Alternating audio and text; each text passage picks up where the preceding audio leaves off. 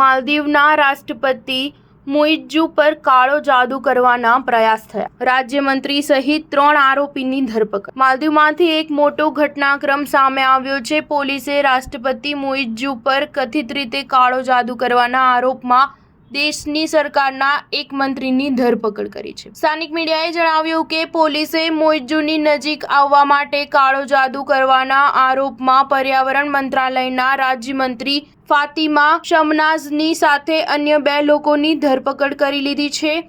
પોલીસે એક નિવેદનમાં જણાવ્યું હતું કે આ 3 લોકોની ધરપકડ કર્યા બાદ તેમને કોર્ટમાં રજૂ કરવામાં આવ્યા હતા, જ્યાંથી કોર્ટે તમામને 7 દિવસની પોલીસ કસ્ટડીમાં મોકલી દીધા છે. સ્થાનિક મીડિયાના જણાવ્યા પ્રમાણે મંત્રી શમનાઝના ભાઈ અને અન્ય આરોપીની ધરપકડ કરવામાં આવી છે. શમનાઝ રાષ્ટ્રપતિ કાર્યાલયના મંત્રી એડમ રમીઝના પૂર્વ પત્ની છે. શમનાઝની ધરપકડ કરતા પહેલા પોલીસે તેના ઘરની તલાશી લીધી હતી. પોલીસે તેમના ઘરમાંથી કેટલીક વસ્તુઓ પણ જપ્ત કરી છે. પોલીસ પ્રવક્તા અહેમદ શિફાને પણ મંત્રી શમનાઝની મંગળવારે અન્ય 2 લોકો સાથે ધરપકડ કરી હોવાની પુષ્ટિ કરી છે. આ પહેલા પોલીસે શમનાઝના ઘરે દરોડા પાડ્યા હતા અને ઘણી વસ્તુઓ જપ્ત કરી હતી. આ વસ્તુઓ અંગે સૂત્રોએ જણાવ્યું કે તેનો ઉપયોગ કાળો જાદુ કરવા માટે કરવામાં આવ્યો હશે. કાળો જાદુ, જેને સ્થાનિક ભાષામાં રીતે ફંડિતા અથવા સિહુરુ તરીકે ઓળખવામાં આવે છે, તેને ઇસ્લામિક કાયદા હેઠળ ગંભીર અપરાધ માનવામાં આવતું હોવા છતાં